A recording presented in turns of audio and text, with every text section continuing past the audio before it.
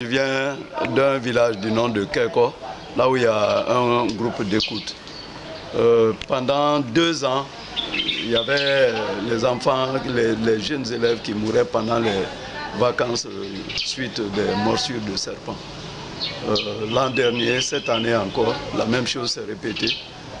Le village s'est réuni pour voir un féticheur, pour chercher la cause de ces accidents. Finalement, ils ont envoyé un féticheur qui est venu.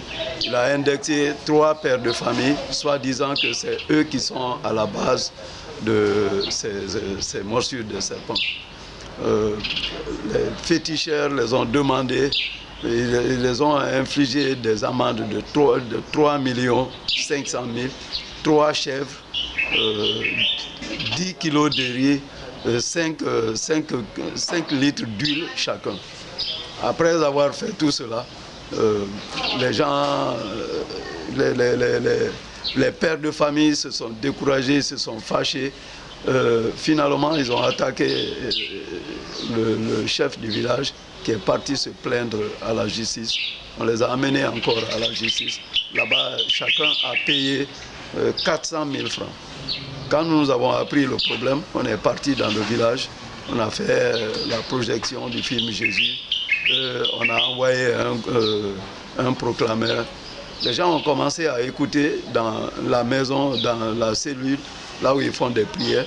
Il y a quelqu'un parmi eux qui dit « cette affaire, si nous restons dans la cellule, les gens vont penser que c'est pour seulement des chrétiens. » Alors ça peut aider aussi les gens du village. Ils ont préparé la place au centre du village. Quand ils ont commencé l'écoute, les autres qui n'étaient pas chrétiens ont commencé à écouter.